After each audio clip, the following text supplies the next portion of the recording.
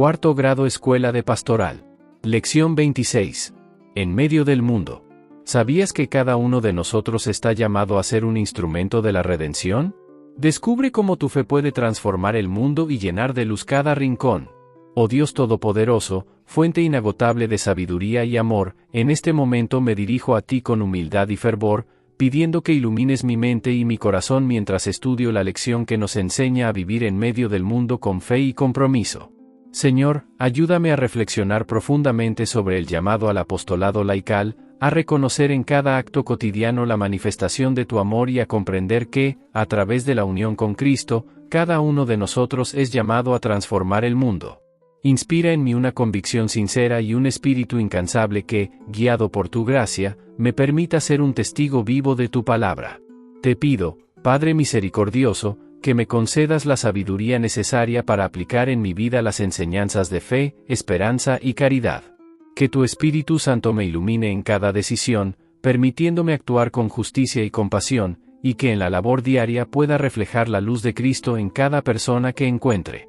Agradezco de todo corazón la oportunidad de crecer espiritualmente y de adentrarme en el misterio de tu divina voluntad.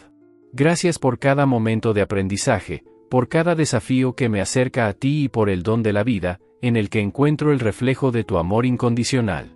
Que esta oración me sea siempre fuente de inspiración y motivación para seguir el camino de la fe, confiando en tu guía y en la promesa de la salvación.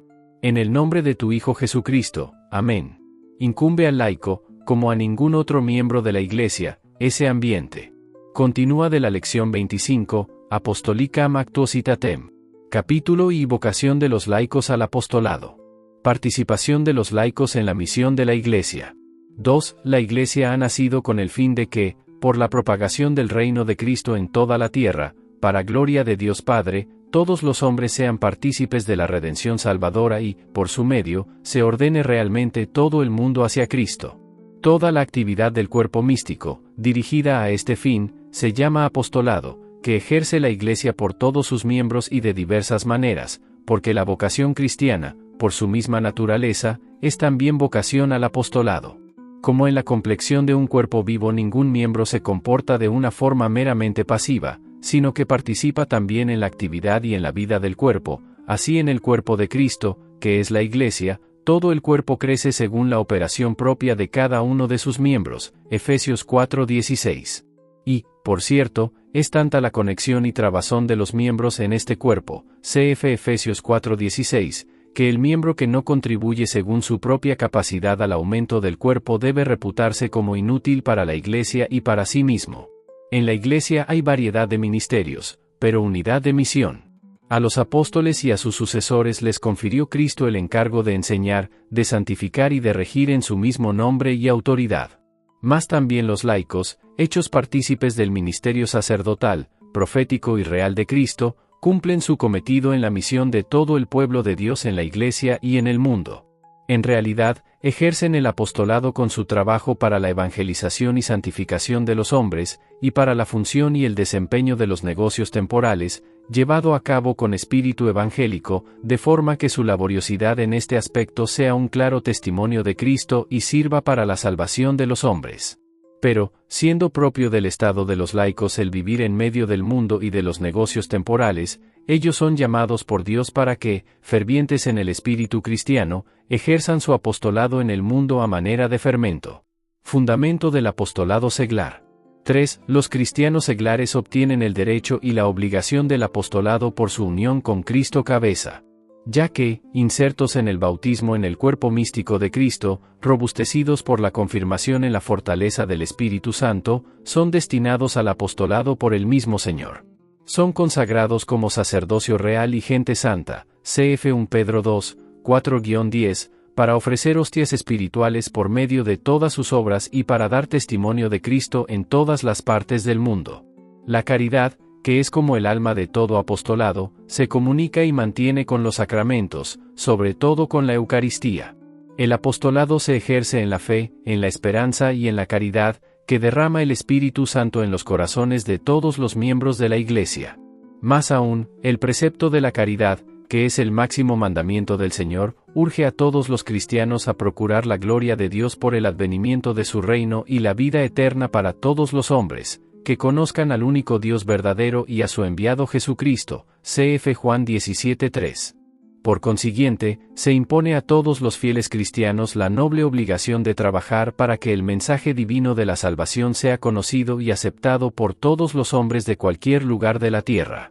Para ejercer este apostolado, el Espíritu Santo, que produce la santificación del pueblo de Dios por el ministerio y por los sacramentos, concede también dones peculiares a los fieles, cf. 1 Corintios 12:7, distribuyéndolos a cada uno según quiere, 1 Corintios 12:11, para que, cada uno, según la gracia recibida, poniéndola al servicio de los otros, sean también ellos administradores de la multiforme gracia de Dios, 1 Pedro 4:10, para edificación de todo el cuerpo en la caridad, cf.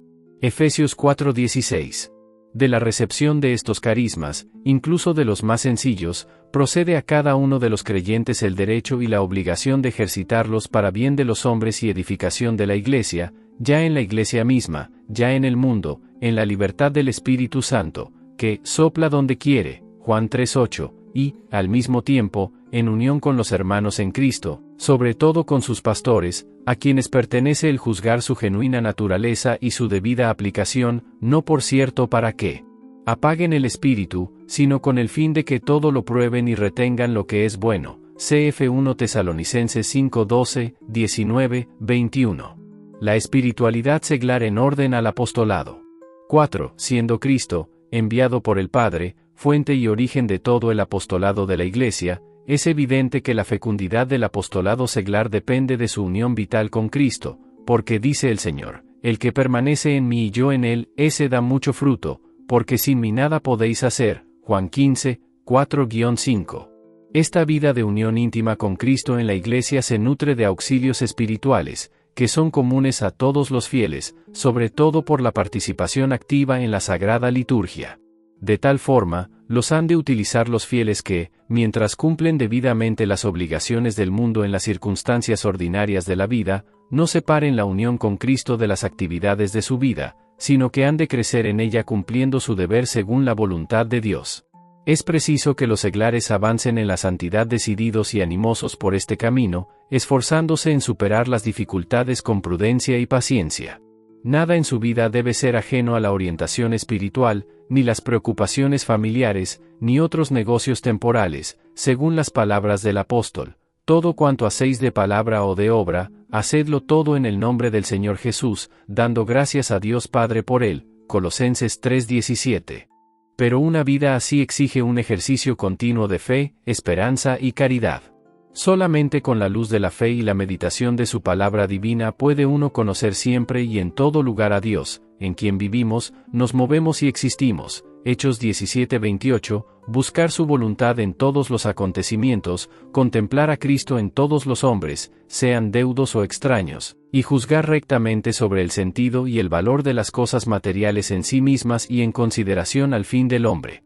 Los que poseen esta fe viven en la esperanza de la revelación de los hijos de Dios, acordándose de la cruz y de la resurrección del Señor. Escondidos con Cristo en Dios, durante la peregrinación de esta vida, y libres de la servidumbre de las riquezas, mientras se dirigen a los bienes imperecederos, se entregan gustosamente y por entero a la expansión del reino de Dios y a informar y perfeccionar el orden de las cosas temporales con el espíritu cristiano. En medio de las adversidades de esta vida hallan la fortaleza de la esperanza, pensando que los padecimientos del tiempo presente no son nada en comparación con la gloria que ha de manifestarse en nosotros. Romanos 8:18. Impulsados por la caridad que procede de Dios, hacen el bien a todos, pero especialmente a los hermanos en la fe. Cf. Gálatas 6:10, despojándose de toda maldad y de todo engaño, de hipocresías, envidias y maledicencias. 1 Pedro 2:1. Atrayendo de esta forma los hombres a Cristo. Mas la caridad de Dios, que se ha derramado en nuestros corazones por virtud del Espíritu Santo, que nos ha sido dado, Romanos 5:5, hace a los seglares capaces de expresar realmente en su vida el espíritu de las bienaventuranzas. Siguiendo a Cristo pobre, ni se abaten por la escasez ni se ensoberbecen por la abundancia de los bienes temporales, imitando a Cristo humilde, no ambicionan la gloria vana, cf. Gálatas 5:26, sino que procuran agradar a Dios antes que a los hombres, preparados siempre a dejarlo todo por Cristo, cf. Lucas 14:26, a padecer persecución por la justicia, cf. Mateo 5:10, recordando las palabras del Señor: si alguien quiere venir en pos de mí, niéguese a sí mismo, tome su cruz y sígame, Mateo 16:24. Cultivando entre sí la amistad cristiana, se ayudan mutuamente en cualquier necesidad. La espiritualidad de los laicos debe tomar su nota característica del estado de matrimonio y de familia, de soltería o de viudez, de la condición de enfermedad, de la actividad profesional y social. No descuiden, pues, el cultivo asiduo de las cualidades y dotes convenientes para ello que se les ha dado y el uso de los propios dones recibidos del Espíritu Santo. Además, los laicos que, siguiendo su vocación, se han inscrito en alguna de las asociaciones o institutos aprobados por la Iglesia, han de esforzarse al mismo tiempo en asimilar fielmente la característica peculiar de la vida espiritual que les es propia. Aprecien también como es debido la pericia profesional, el sentimiento familiar y cívico y esas virtudes que exigen las costumbres sociales, como la honradez, el espíritu de justicia, la sinceridad, la delicadeza, la fortaleza de alma, sin las que no puede darse verdadera vida cristiana. El modelo perfecto de esa vida espiritual y apostólica es la Santísima Virgen María, Reina de los Apóstoles, la cual, mientras llevaba en este mundo una vida igual que la de los demás, llena de preocupaciones familiares y de trabajos, estaba constantemente unida con su Hijo, cooperó de un modo singularísimo a la obra del Salvador. Mas ahora, asunta al cielo, cuida con amor maternal de los hermanos de su Hijo, que peregrinan todavía y se debaten entre peligros y angustias, hasta que sean conducidos a la patria feliz. Hónrenla todos devotísimamente y encomienden su vida y apostolado a su solicitud de madre. Capítulo 2. Fines que hay que lograr. Introducción. 5. La obra de la redención de Cristo, que de suyo tiende a salvar a los hombres, comprende también la restauración incluso de todo el orden temporal. Por tanto, la misión de la Iglesia no es solo anunciar el mensaje de Cristo y su gracia a los hombres, sino también el impregnar y perfeccionar todo el orden temporal con el espíritu evangélico. Por consiguiente, los laicos, siguiendo esta misión, ejercitan su apostolado tanto en el mundo como en la Iglesia, lo mismo en el orden espiritual que en el temporal, órdenes que, por más que sean distintos, se compenetran de tal forma en el único designio de Dios, que el mismo Dios tiende a reasumir, en Cristo, todo el mundo en la nueva creación, incoactivamente, a modo de comienzo, en la tierra, plenamente en el último día. El laico, que es a un tiempo fiel y ciudadano, debe comportarse siempre en ambos órdenes con una conciencia cristiana. El apostolado de la evangelización y santificación de los hombres. 6. La misión de la Iglesia tiende a la santificación de los hombres, que hay que conseguir con la fe en Cristo y con su gracia. El apostolado, pues, de la Iglesia y de todos sus miembros se ordena, ante todo, al mensaje de Cristo, que hay que revelar al mundo con las palabras y con las obras, y a comunicar su gracia. Esto se realiza principalmente por el ministerio de la palabra y de los sacramentos, encomendado especialmente al clero, en el que los laicos tienen que desempeñar también un papel importante, para ser cooperadores de la verdad. 3 Juan 8. En este orden, sobre todo, se completan mutuamente el apostolado de los laicos y el ministerio pastoral. A los laicos se les presentan innumerables ocasiones para el ejercicio del apostolado de la evangelización y de la santificación. El mismo testimonio de la vida cristiana y las obras buenas, realizadas con espíritu sobrenatural, tienen eficacia para atraer a los hombres hacia la fe y hacia Dios, pues dice el Señor: así ha de lucir vuestra luz ante los hombres, para que, viendo vuestras buenas obras, glorifiquen a vuestro Padre que está en los cielos. Mateo 5:16. Pero este apostolado no consiste solo en el testimonio de la vida. El verdadero apóstol busca las ocasiones de anunciar a Cristo con la palabra, ya a los no creyentes para llevarlos a la fe, ya a los fieles para instruirlos, confirmarlos y estimularlos a una vida más fervorosa. La caridad de Cristo nos urge, 2 Corintios 5:14, y en el corazón de todos deben resonar aquellas palabras del apóstol: ay de mí si no evangelizare. 1 Corintios 9:16. Mas, como en nuestros tiempos surgen nuevos problemas y se multiplican los errores gravísimos que pretenden destruir desde sus cimientos todo el orden moral y la misma sociedad humana, este sagrado concilio exhorta cordialísimamente a los laicos, a cada uno según las dotes de su ingenio y según su saber, a que suplan diligentemente su cometido, conforme a la mente de la Iglesia, aclarando los principios cristianos, defendiéndolos y aplicándolos convenientemente a los problemas actuales. Instauración cristiana del orden temporal. 7. Está en el plan de Dios sobre el mundo que los hombres restauren concordemente el orden de las cosas temporales y lo perfeccionen sin cesar.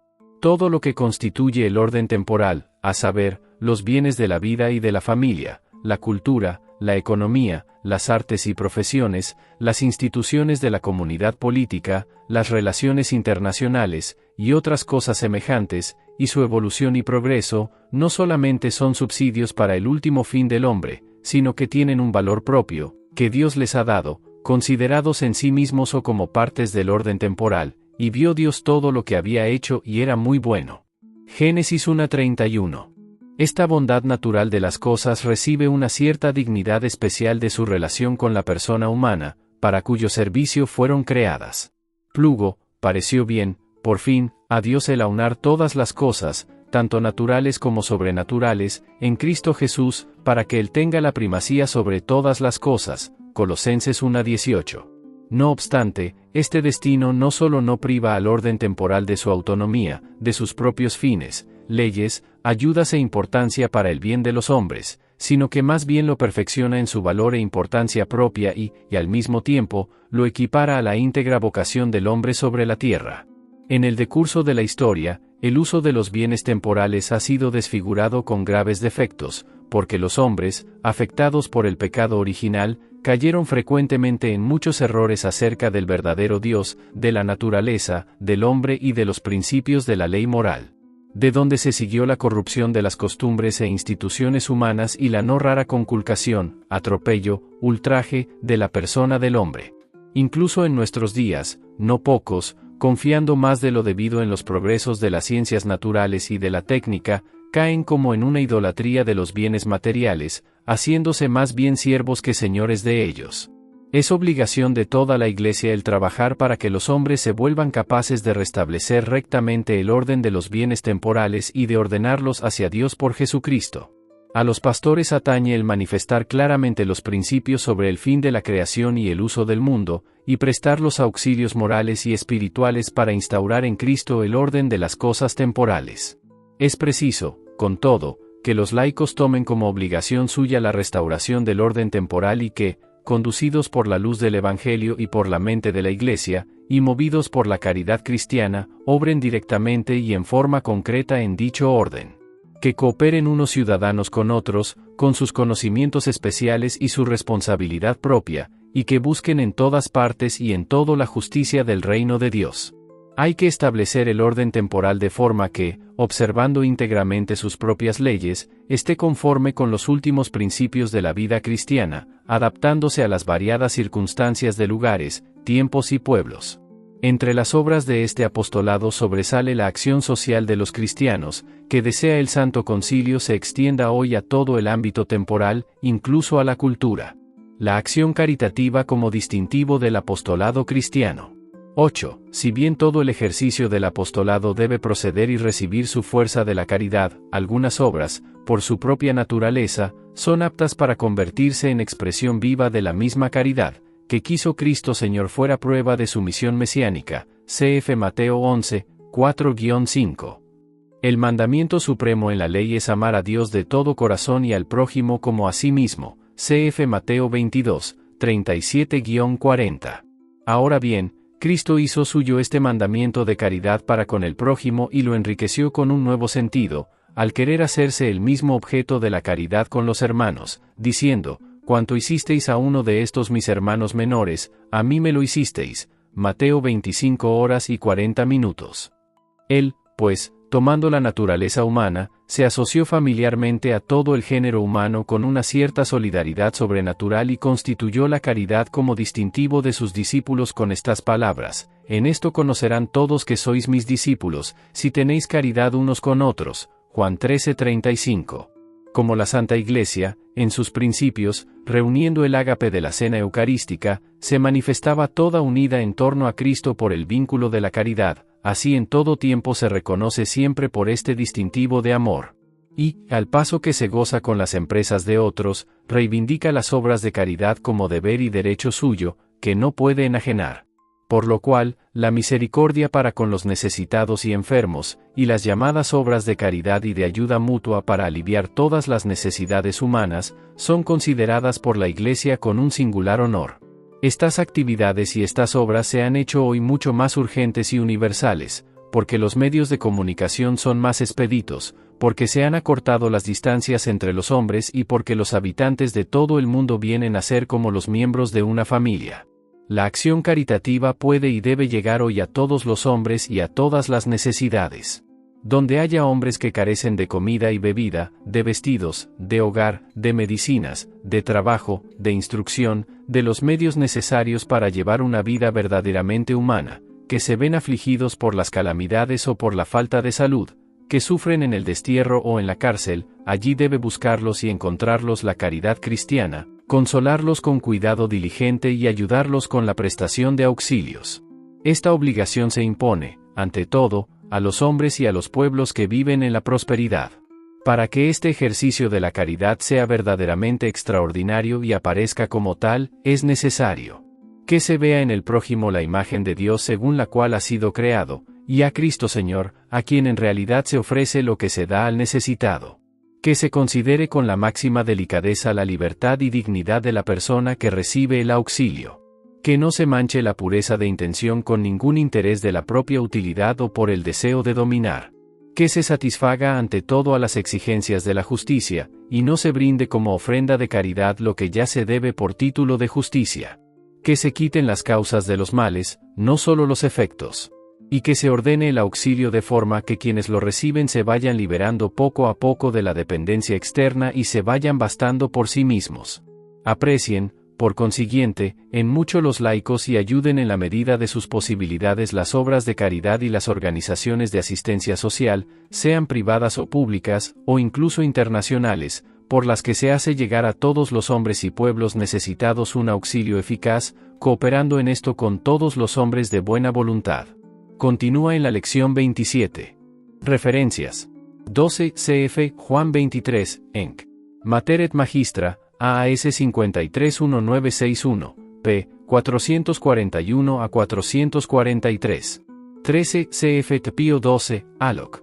A Pax Romana Miic, del 24 de abril de 1957, AAS 491957, 208 a 209, y, sobre todo, Juan 23, al Congreso de la Food and Agriculture Organisation, FAO, del 10 de noviembre de 1959, AAS 511959, 856 y 866.